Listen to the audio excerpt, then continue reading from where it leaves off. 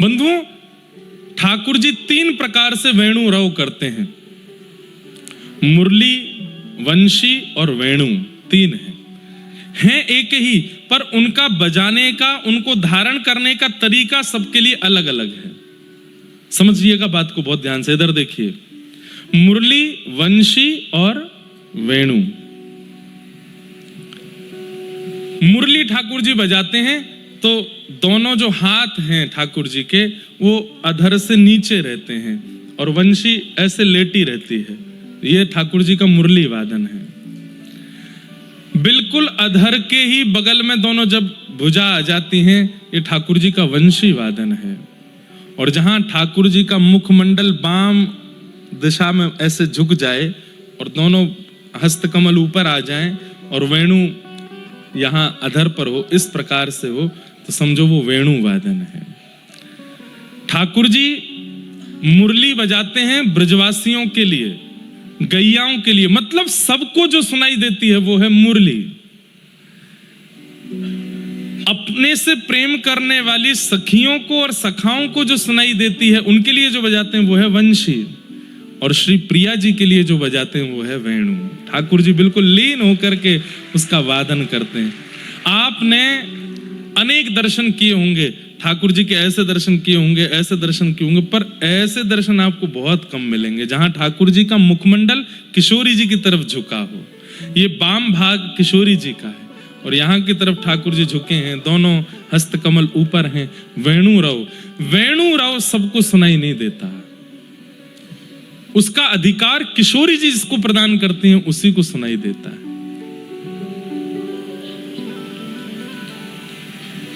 किशोरी जी को रिझाने के लिए, उनको प्रसन्न करने के लिए ठाकुर जी वेणु बजाते हैं। तो बाम बाहु कृत बाम कपोलो, अब सुनिएगा अर्थ। बाम बाहु कहेंगे इसको।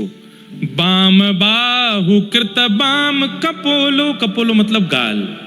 ठाकुर जी ने अपने बाम बाहु की तरफ अपने गाल को झुका रखा है।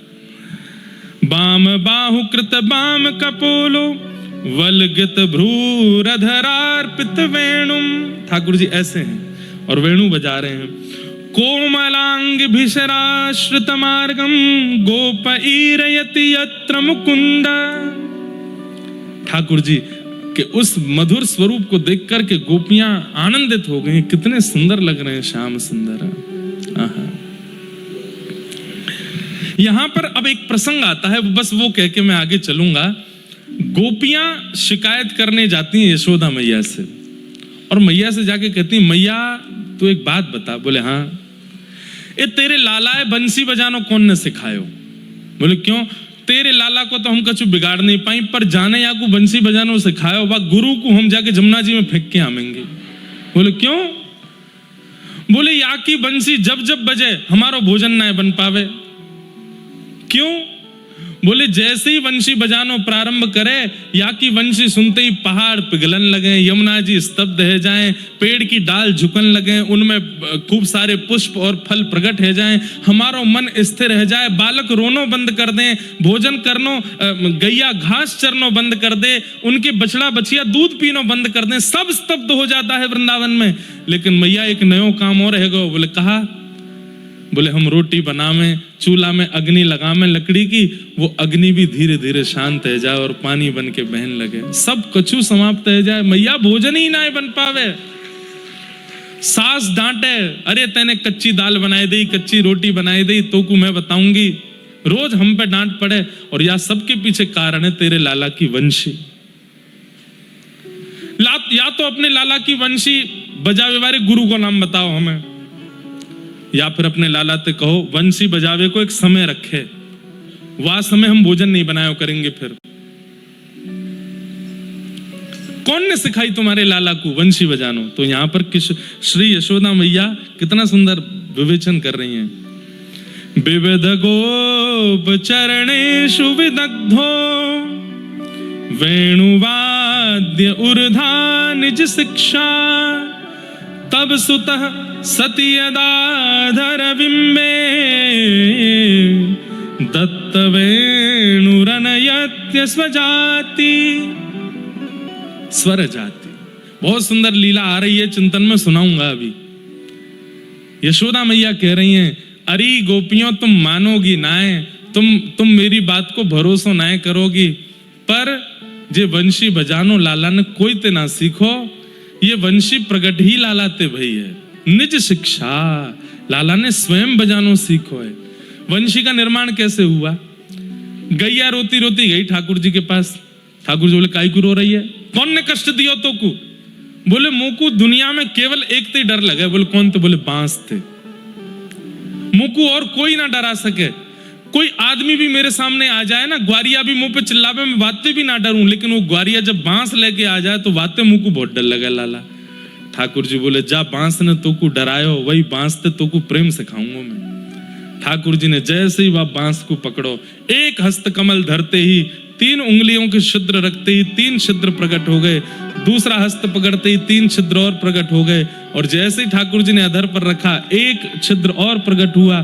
ठाकुर जी ने कुछ उंगलियों को उठा करके जैसे ही प्राण पिरोए, मधुर वंशी बजी, गैया के नेत्रों से अश्रुपात होने लगे। ठाकुर जी बोले, तो कुछ सुख देवे के काज, आज नवीन वंशी को निर्माण किया है मैंने। वंशी के निर्माता श्री कृष्ण है, वंशी के प्रादुर्भाव करता श्री कृष्ण। अच्छा, एक बात ठाकुर जी वंशी बजा रहे थे। ठाकुर जी के सखा इतने ऊधमिया नेक शांत ना बैठे, लेकिन ठाकुर जी जब वंशी बजाते हैं वो भी बिल्कुल पिन ड्रॉप साइलेंस, आंख बंद करके सुनते रहते हैं ठाकुर जी को। एक बार मधुमंगल बैठो तो माने देखी ठाकुर जी वंशी बजा रहे हैं, तो जैसे ही वंशी बजाई तो वो सब ब्रज की स्थिति मैंने बताई ना, यमुना जी रुक जाती हैं, वृक्षों में पुष्प प्रकट हो जाते हैं, फल आ जाते हैं, सब लोग बाग अपने कार्य छोड़ देते हैं, दूर दूर तक हिंसक जीव भी अपने कान उठा करके ठाकुर जी की ओर देखते हैं। आज मधुमंगल सबको देखते देखते वाक की दृष्टि गई ऊपर, और जैसे ही माने ऊपर देखी तो कहा, देखो आकाश मार्ग में बादल की ओट लिए मतलब पीछे छिप करके ब्रह्मा जी, शंकर जी, नारद जी, सरस्वती जी और सब 33 कोटि देवता आकाश में खड़े होकर के कान लगा करके ठाकुर जी की वंशी सुन रहे हैं। मधुमंगल ने श्रीदामा से कहा, श्रीदामा देखियो सब देवता खड़े हैं आकाश में। श्रीदामा ने दूसरे से कही, ऐसे करके सब में बात फैल गई। अब जब जब ठाकुर जी वंशी बजाओ में आकाश में देवतान के दर्शन हो में। एक दिना मधुमंगल श्रीदामा किशोरी जी की सबरी सखीन के यूथ से बोले, हमारो लाला जय जय तो नहीं है, पर हमारो लाला जय जय ते भी ऊपर है। बोले क्यों? बात सुनो पहले पूरी। बोले क्यों? बोले हमारो लाला जब बंशी बजावे ना, आकाश में देवता प्रकट है जाए। अरे कहां तक कहें, सूर्य चंद्र भी एक साथ प्रकट हो जाते हैं ठाकुर जी की स्वर लहरियों को सुनने के लिए। हमारे लाला, तुम्हारी किशोरी जी सुंदरता में ऊपर होंगी, तुम्हारी किशोरी जी धन धान्य में ऊपर होंगी, तुम्हारी किशोरी जी गायन में ऊपर होंगी, तुम्हारी किशोरी जी नृत्य में ऊपर होंगी लाला से, पर संगीत में तो हमारो लाला अग्रगण्य है। ललिता जी ने कमर कसी, बोले अगर किशोरी जी लाला से ऊपर निकली तो? बोले तो जीवन भर तेरे चरणन को स्पर्श करूंगो, वचन दे के कह रहा ये मधुमंगल, जब जब ललिता सामने आवेगी तब तब साष्टांग प्रणाम करूंगा अगर किशोरी जी ऊपर निकल जाएं तो। बोले फिर कर लें एक कार्यक्रम। बोले हाँ करो। ठाकुर जी तो सब ब्रजवासी जाके बोले, लाला हमारी लाज बचाए लियो, ऐसी बंसी बजाइयो कि लाला ये सबरे देवता आकाश में खड़े खड़े नृत्य करने लगे। ठाकुर जी बोले तू चिंता मत कर, आज तो देख आमने सामने वाली बात है। सब सखी गई किशोरी जी के पास है, किशोरी जी आज शाम सुंदर को परास्त करना है। किशोरी जी बोले नहीं, वो सदा विजयी रहे, मैं क्यों परास्त करूं उनको। नहीं आज हम सखी सखान के बीच की बात है, हमारी लाज रखो। तो किशोरी जी वीणा बजाती हैं, किशोरी जी वीणा बजाती। अच्छा, अभी कुछ समय पहले रेवासा धाम में कथा थी पूज्य मल्लुक पीठ वाले महाराज जी के सानिध्य में, तो महाराज जी ने वहां पर एक कितनी सुंदर बात बताई। बोले इंद्रेश जी, त्रेता में श्री जानकी जी वंशी बजाती हैं और राम जी वीणा बजाते हैं, तो वहां जानकी जी की वंशी सुनकर के राम जी मोहित हो गए और राम जी की वीणा सुनकर के जानकी जी मोहित हो गई। तो राम जी ने कहा देखो, शिक्षा प्रदान करने के 3 तरीके होते हैं, शिक्षा लेने और प्रदान करने के 3 तरीके होते हैं। पहला, गुरु जी की सेवा करो और उनसे शिक्षा ग्रहण करो। दूसरा, गुरु जी को दक्षिणा दो और उनसे शिक्षा ग्रहण करो। तीसरा, तुमको जो आता है वो तुम गुरु जी को सिखाओ, गुरु जी को जो आता है वो तुम सीख लो। तो हे जानकी जी, आप मोको वंशी बजानो सिखाओ, मैं आपको वीणा बजानो सिखाऊंगा।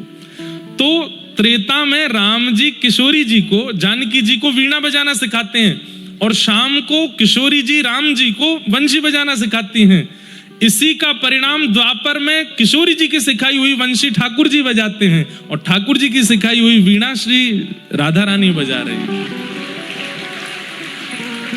ये सब कितने मूल्य रहस्य हैं, संत जनों से प्राप्त होते हैं।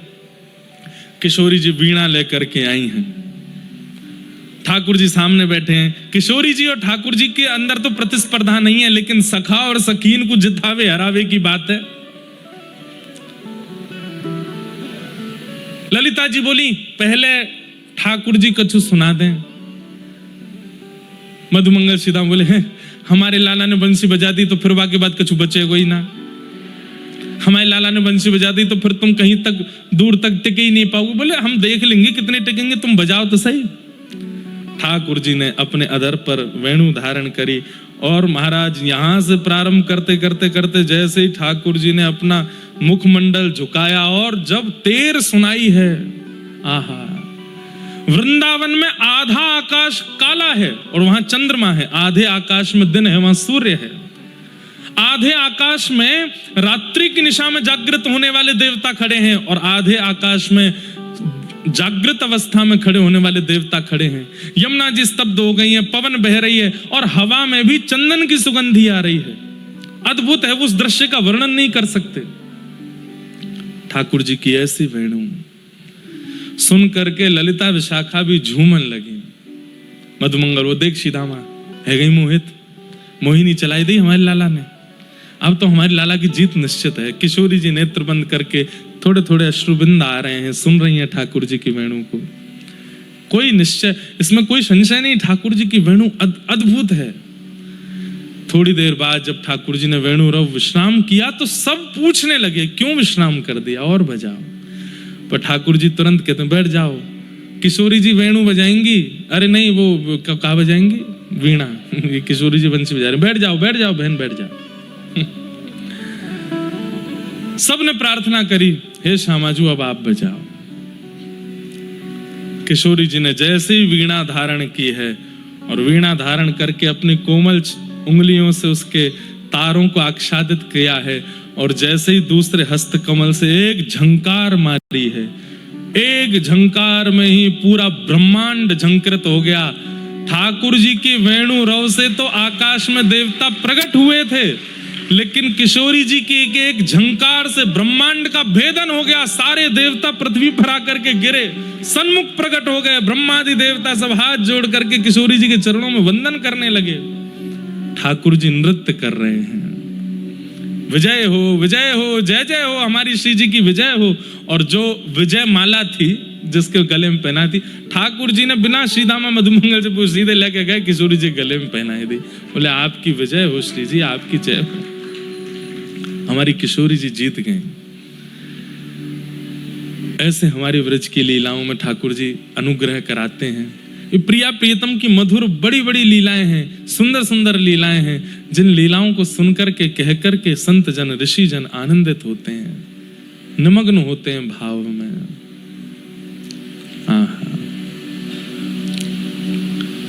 वीणा लेके गावे किशोरी राधे। हमारी किशोरी जी वीणा बजाती हैं। सरस माधुरी जी का बहुत सुंदर पद है, सब लोग नेत्र बंद करके अनुभव करो। वीणा लेके गावे किशोरी राधे, वीणा लेके गावे किशोरी राधे, वीणा लेके गावे किशोरी राधे, वीणा लेके गावे किशोरी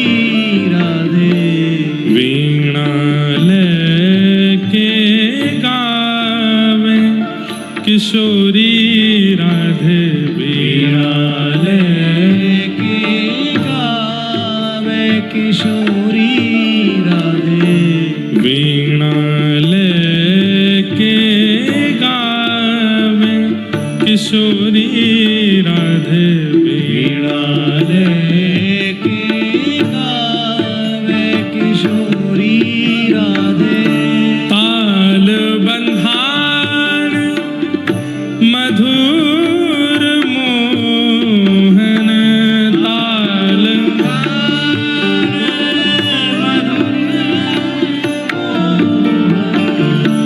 ताल बंधान मधुर मोहन ताल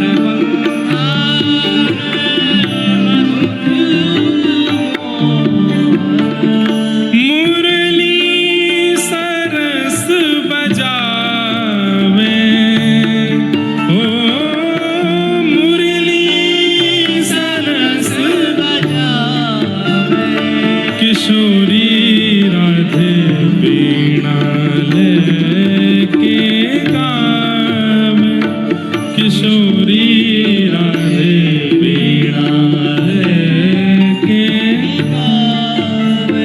किशोरी राधे वीणा लेके गावे किशोरी राधे वीणा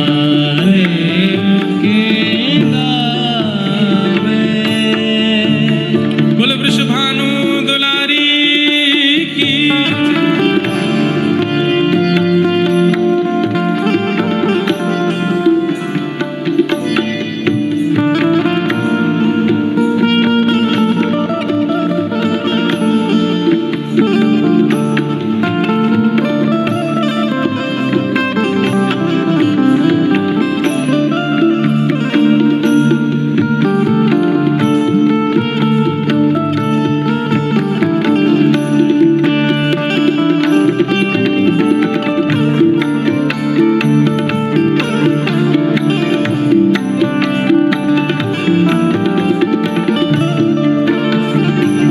और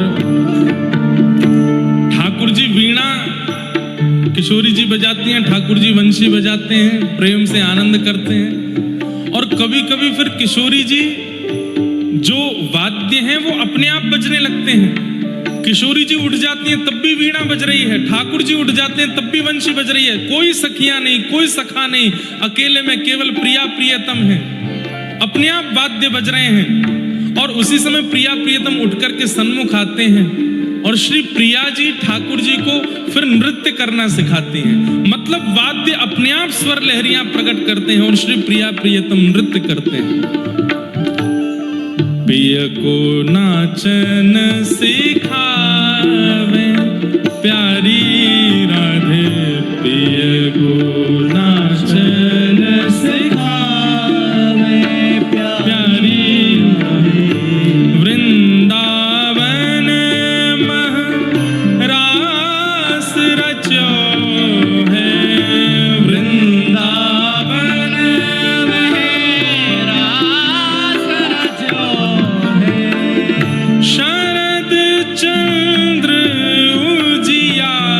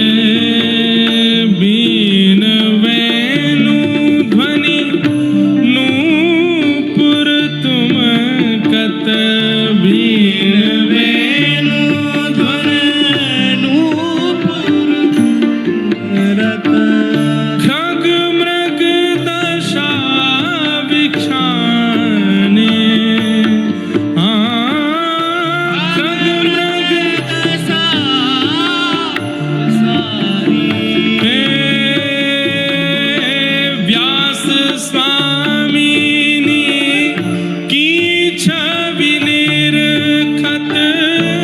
व्यास स्वामी हरिराम व्यास जी का पद है। की छवि हे व्यास स्वामिनी की छवि निरखत। व्यास स्वामी की छवि हे हंसी हंसी दे कर तारे। हंस हंस दे कर तारे। किशोरी राधे प्रिय को नाचन सिखावे। किशोरी राधे प्रिय को नाचन सिखावे। किशोरी राधे प्रिय को नाचन सिखावे। किशोरी राधे प्रिय को नाचन सिखावे। प्रिय को नाचन सिखावे। को नाचन सिखावे। प्रिय को नाचन सिखावे। को नाचन जय जय श्री राम। ऐसे भाव हैं, इस सब जगह प्रकट करने वाले भाव नहीं हैं, क्योंकि कई बार अनधिकारी चेष्टा भी हो जाती है। जो लोग आजकल का सिनेमा देखते हैं उनको प्रिया प्रियतम की दिव्य लीला अगर सुना दें तो कहीं वो आज के सिनेमा से उसको कंपेयर ना करने लगे, ये अपराध बन जाएगा। इसलिए सब जगह ये सारे भाव उद्घाटित नहीं करने चाहिए। पर पता नहीं आज लगा कि ये अंतरंग किशोरी जी ठाकुर जी के भाव सुनाए जाएं। वास्तव में वृंदावन में और कुछ नहीं है, ये भाव निरंतर चलते ही रहते हैं और इन्हीं भाव के साम्राज्य में व्रज के रसिक डूबे रहते हैं। मैंने कहा ना, उनसे कछू ना चाहिए, बस वो राजी रहें, वो प्रसन्न रहें और उनकी प्रसन्नता, उनकी रजामंदी को हम निहार लें। ये व्रजवासी और व्रज के रसिकों की भावना है। वो कुछ नहीं चाहते हैं, केवल प्रिया प्रियतम का मधुर विलास उन्हें अनुभव होता रहे। अब बहुत इस विलास की चर्चा नहीं करेंगे। यहां पर कंस ने मंत्रियों की बैठक बुलाई और कहा कि मेरा शत्रु दिन ब दिन बड़ा होता जा रहा है, उसको लेकर के आना है। अक्रूर जी महाराज से कहा, जाओ व्रजमंडल जाकर के कृष्ण बलराम को लेकर के आओ। अक्रूर जी महाराज बहुत ज्यादा भाव में प्रसंग है, इसलिए मैं बिल्कुल सूक्ष्म कहकर के निकल जाऊंगा आगे, क्योंकि इसमें प्रवेश करने के बाद मैं खुद नहीं निकल पाता। अक्रूर जी महाराज वृंदावन गए। वृंदावन जाकर के यशोदा मैया, नंद बाबा सबसे बताई कि हमारे यहाँ धनुर्यज्ञ में लाला कृष्ण को और बलराम को सम्मानित करने के लिए कंस ने बुलाया है। सब ब्रजवासी बोले, हमारे लाला को कोई सम्मान नहीं चाहिए, जे नहीं जाएगो। अक्रूर जी ने ठाकुर जी की ओर देखा, बोले आपकी आगे की लीला कैसे संपादित होगी फिर? तो ठाकुर जी नाटक करने लगे, अच्छा मुँह तो बिना पूछे ही कह दिया आपने कि मुझे सम्मान ना चाहिए, मुँह तो चाहिए सम्मान। मैंने अघासुर मारो, बकासुर मारो, धेनुकासुर मारो, गिरिराज जी उठाए, कालिया नाग, तुम सबन ने तो मेरी कोई महिमा गाई ना। इतनी बार मैंने ब्रज की रक्षा करी, बाकी बाद भी जिस सबरे ग्वाल बाल और सबरे ब्रजवासी मोतो ऐसे बात करें। कभी तुमने यूं कही कि लाला तेरी कृपा से हमारा ब्रजमंडल जीवित है, सुरक्षित है। ठाकुर जी मन से नहीं बोल रहे ये बात। कई बार ऐसा होता है ना कि हम प्रेमी को वास्तविकता नहीं बताना चाहते, तो हम अपना ही स्वरूप बिगाड़ के उसके मन से उसके मन को खट्टा कर देते हैं ताकि हमको दूर भेजे। ये प्रेम का स्वभाव होता है, हम उसको वास्तविकता नहीं बता रहे हैं। ठाकुर जी कह रहे हैं मैं ब्रजवासियों को वास्तविकता कैसे बताऊं? तो अपने ही स्वरूप को ऐसा कर लेता हूं कि इनके मन में मेरे प्रति खटास आ जाए। ठाकुर जी कह रहे हैं तुमने कब मेरी महिमा गाई? कितनी बार मुंह को माला ला के पहनाई कि लाला तेने हमारे व्रज की रक्षा करी, कालिया नाग भगाई दियो, यमुना जी को जल पीवे लाए कहो। अरे इंद्र ने कोप कियो, अपनी कन्नी उंगली पर गिरिराज जी 7 दिन 7 रात्रि तक खड़ो रहो, कोई ने आके पूछी मोते कि लाला तू को पीड़ा तो नहीं है, तू को दर्द तो नहीं भयो? सब ब्रजवासी चकित खड़े हैं। लाला, हमारे मन में ऐसी बात नहीं कि लाला को सम्मान की इच्छा है या लाला को हमसे सुनवे की इच्छा है। लाला तू तो ये सब बातें हमारे मन में आई नहीं। बोले क्यों नहीं आई? दुनिया में कोई को बालक अच्छो काम करे, सब बाको इतना प्रशंसा करें, मेरी कोई ने करी? आज जब महाराज कंस मुंह को सम्मानित करवे के काजे बुला रहे हैं, मुंह से बिना पूछे ही सब मना कर रहे हो, हमारे लाला को सम्मान नहीं चाहिए? मुंह तो चाहिए और मैं जाऊंगा। सब ब्रजवासियों के नेत्र सजल हो गए। बोले लाला, हमारे मन में ऐसी भावना नहीं, हम तो चाहें कि हमारे लाला को खूब सम्मान मिले। ना चाहो तुम लोग तभी तो मना कर दे, मैं जाऊंगा और सम्मान लेके आऊंगा। सब ब्रजवासी कह रहे हैं कि ये हमारो कृष्ण नहीं है, ये हमारो लाला नहीं बोल रहा, ये कोई और है। ठाकुर जी मनी मन रो रहे हैं फूट करके। ब्रजवासियों के चित्त में ये कसक डालनी पड़ रही है ठाकुर जी को, नहीं तो नहीं जा पाऊंगा मैं वर्ष से। यशोदा मैया ने गोद में उठाए ठाकुर जी। शाम का समय है, कल सुबह जाना है। लाला, मैंने तो तुमको कभी सम्मान की इच्छा की बात कभी बताई नहीं, फिर आज तो सबके सामने ऐसे क्यों बोलो कि मुझको सम्मान चाहिए? मुझे याद है लाला, मैंने 11 वर्ष में अपने पुत्र को ऐसी शिक्षा तो नहीं दी कि वो कभी सम्मान की इच्छा रखे।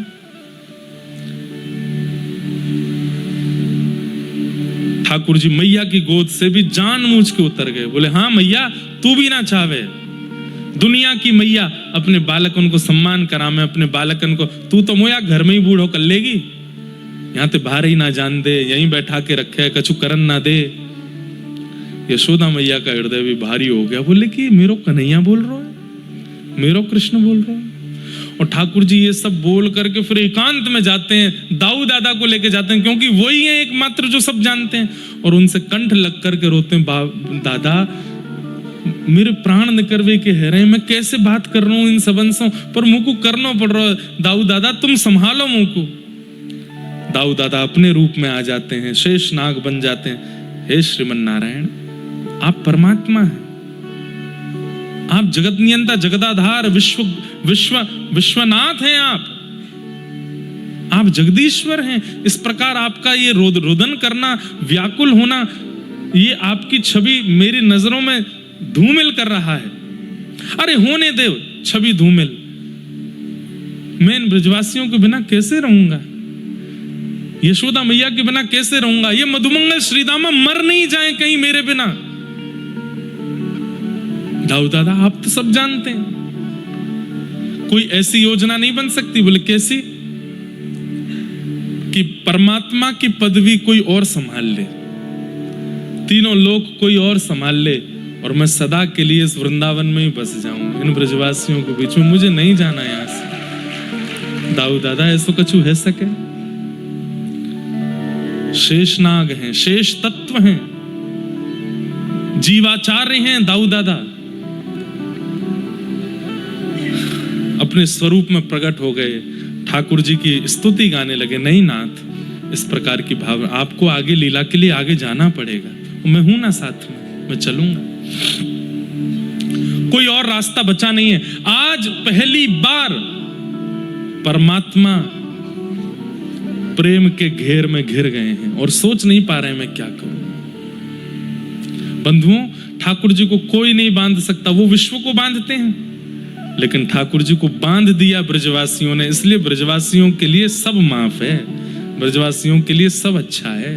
क्यों? इन ब्रजवासियों से ही बंधे ठाकुर जी, इनके प्रेम में बंध गए।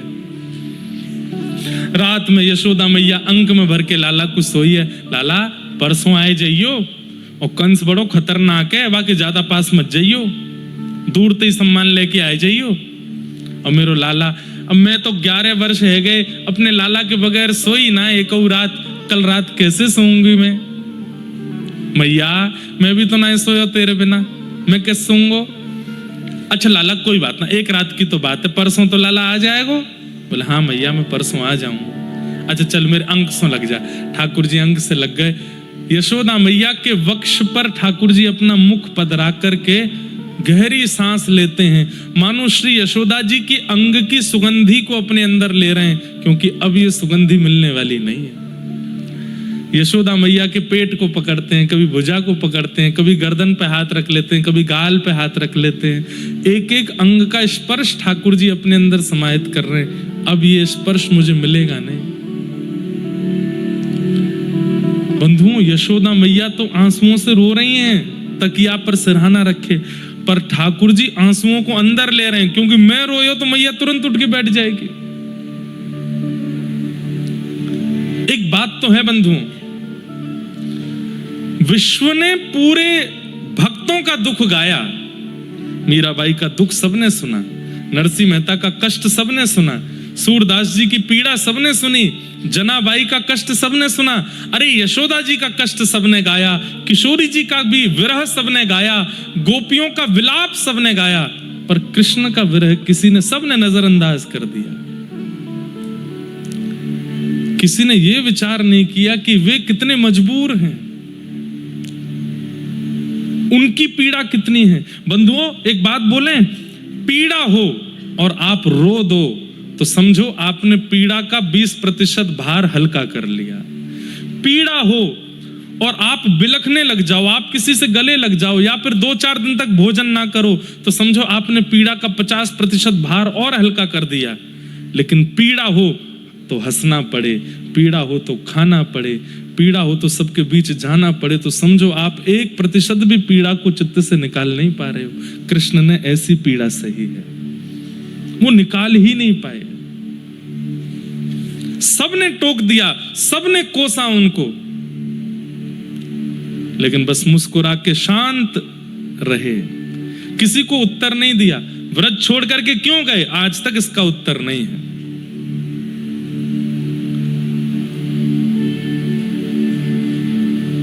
ठाकुर जी प्रातः काल का समय, नेत्रों में भयंकर आंसू भरे हैं, लेकिन बार बार पहुंचते हैं कि मैया को दिख नहीं जाए। और जैसे एक बालक पहली बार किसी मेले में जाता है उत्साह में, उतने उत्साह में कृष्ण भरे हैं। आज मुझको सम्मान मिलेगा, और सबके आगे मैया मैं कैसा लग रहा हूं, बोले मैया कह रही बहुत अच्छा लग रहा है लाला। सबको ये लग रहा है कृष्ण कितने उत्साहित हैं, पर अंदर से टूटे हैं ठाकुर जी।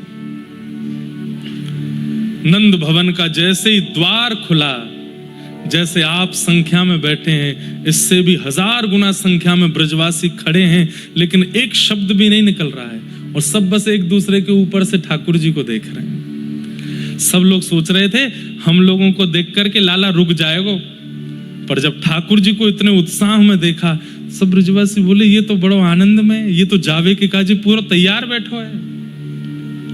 ठाकुर जी बाहर निकल के आए, सब ब्रजवासी से बोले अब मैं जा रहा हूं, कंस से सम्मान लेके आऊंगा। कल मैंने थोड़ी ज्यादा कड़वी बात कह दी, बुरा मत मानियो सब लोग, और मैं परसों आ जाऊंगा।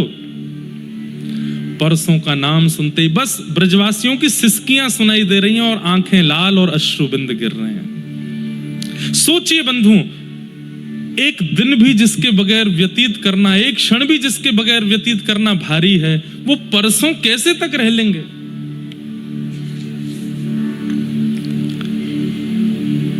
सब ब्रजवासियों के सामने से ठाकुर जी प्रणाम करते हुए निकल गए। किशोरी जी के पास गए, हे श्यामाजू आप तो सब जानते हैं, मुझे लीला के लिए आगे जाना पड़ेगा, मुझे आज्ञा दीजिए, अब मैं आगे लीला में प्रवेश करूं। किशोरी जी बोली मुझे क्या बोलना चाहिए ये बता के जाओ, इसका उत्तर मैं क्या दूं। क्या मैं ऐसा कह दूं कि आप अपनी लीला अच्छे से संपादित करो। अगर मैं ऐसा कह देती हूं कि आप लीला अच्छे से संपादित करो, ये प्रेम का स्वरूप नहीं है।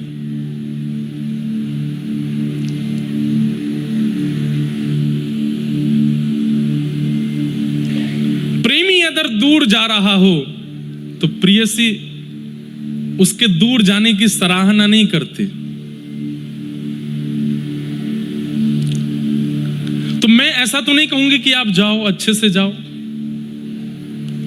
और अगर मैं ऐसा नहीं कहती हूं तो फिर भी मेरा प्रेम यहां खंडित हो जाएगा कि मेरा प्रेमी किसी विशेष कार्य के लिए जा रहा है और मैं उसको सराहना ही नहीं कर रही हूं। इसका उत्तर मुझे क्या देना चाहिए, मुझे बोल के जाइए, मुझे बता के जाइए कि मैं सराहना करूं, रोकूं, टोकूं, क्या करूं मैं। ठाकुर जी कुछ नहीं बोले, बस चरणों की ओर देखा किशोरी जी के और बढ़ गए आगे, मौन है। बंधुओं, प्रकट लीला में ऐसा है, अब प्रकट लीला में तो श्री प्रिया प्रियतम नित्य वृंदावन में है। दो कृष्ण हो गए, एक हैं यशोदानंदन और एक हैं देवकी नंदन। वृंदावन की सीमा से बाहर जो लीला कर रहे हैं वो देवकी नंदन कृष्ण हैं, वृंदावन के भीतर की लीला में यशोदानंदन श्री कृष्ण हैं। अब ये बात मैं पहले इसलिए बता दे रहा हूं, है तो बाद में बताने की। ठाकुर जी ने जैसे ही वृंदावन की सीमा पार की तो ठाकुर जी ने रथ रुकवाया, अक्रूर जी से कहा पहले यमुना स्नान करके आओ। जैसे ही अक्रूर जी यमुना स्नान करने के लिए गए, डुबकी लगाई। अक्रूर जी के मन में एक संशय था, ठाकुर जी की अवस्था देख के बोले ये कंस को मार पाएंगे। तो अक्रूर जी ने जैसे ही यमुना जी में डुबकी लगाई तो भीतर जाते ही देखा शंख चक्र गदा पद्मधारी, वही ठाकुर जी जो रथ में छोटे से बालक हैं, वो शंख चक्र गदा पद्म लेके यमुना जी के भीतर खड़े थे। वो कौन थे? ध्यान से सुनो, पहले बात सुनो, ये अंतरंग बात है। वो देवकी नंदन ठाकुर जी थे। जब आपने चौथे दिन कृष्ण जन्म की कथा सुनी तो देवकी मैया के गर्भ से जो ठाकुर जी प्रकट हुए कैसे थे? तमद्भुतम बालकमं भुजक्षणम चतुर्भुजम शंख गदायुधायुधम। चतुर्भुज ठाकुर जी हैं देवकी के लाला, वही यमुना जी के भीतर हैं। अब इसमें आप कहेंगे कि इनमें भेद है, भेद नहीं है। वृंदावन में जो लीला कर रहे हैं वो ठाकुर जी का स्वभाव स्वरूप है, और मथुरा और द्वारिका की लीला जो कर रहे हैं वो ठाकुर जी का प्रभाव स्वरूप है। वहां ठाकुर जी आयुधों के संग परमात्मा रूप में रहते हैं, और वृंदावन में ठाकुर जी अपने स्वभाव रूप में रहते हैं।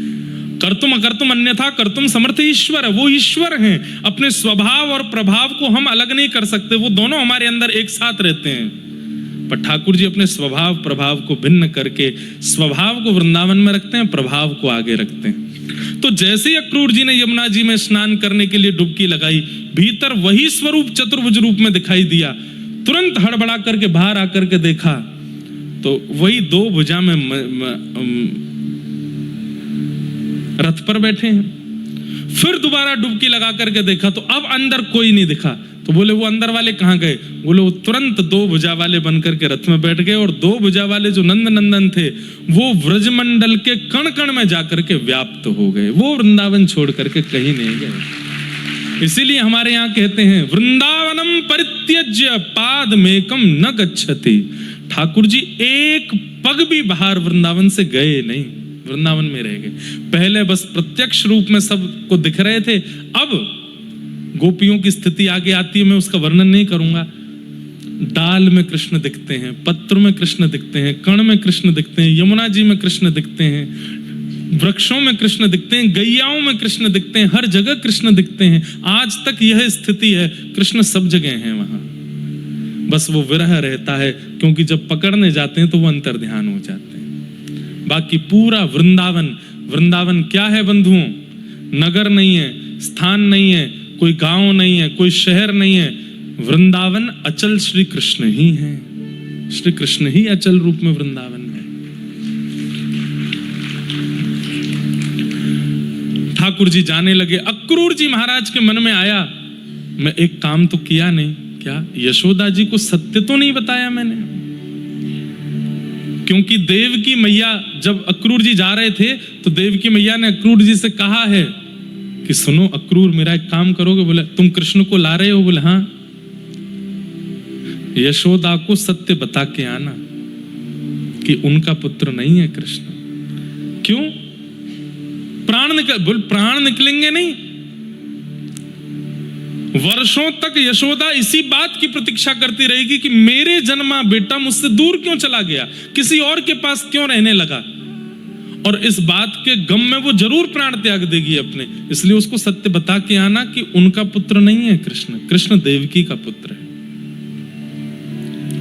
यहां देवकी मैया ने कुछ गलत नहीं किया। यशोदा मैया के प्राण की रक्षा के लिए आवश्यकता है उनको सत्य पता होना। अक्रूर जी महाराज तुरंत रथ से उतर के गए, ठाकुर जी से बोले आप ब्रजवासियों से मिलो, मैं एक सामान रह गया भीतर, अभी लेके आता हूं। ठाकुर जी बोले जाओ। अक्रूर जी महाराज गए, यशोदा मैया का हाथ पकड़ा, भीतर लेके गए और कक्ष में जाकर के कहा मैया मेरी बात ध्यान से सुनना, हो सकता है इसके बाद बहुत भूचाल आपके ब्रजमंडल में आ जाए, पर यह सत्य आपको पता होना आवश्यक है। का भयो? बोले कृष्ण दो बातें हैं। पहली बात कि कृष्ण अब लौट करके नहीं आएंगे, और दूसरी बात कृष्ण आपके पुत्र नहीं है, कृष्ण देवकी के पुत्र हैं। कंस के भय के कारण, क्योंकि अष्टम गर्भ था, आप सबको पता है कि देवी ने प्रकट होकर के कंस से कहा था आकाशवाणी में कि अष्टम गर्भ तेरा काल होगा। हाँ हाँ सुनी तो थी, ये वही 8वां बालक है देवकी का। अर्धरात्रि में अष्टमी की रात्रि को भादों के महीने में वसुदेव जी महाराज आपके बगल में सुला करके इसको चले गए। आपकी लाली जाकर के कंस को दे दी थी, जो अष्टभुजी देवी काली बनी थी। यह आपका पुत्र नहीं है, ये देवकी का पुत्र है, और देवकी प्रतीक्षा कर रही है।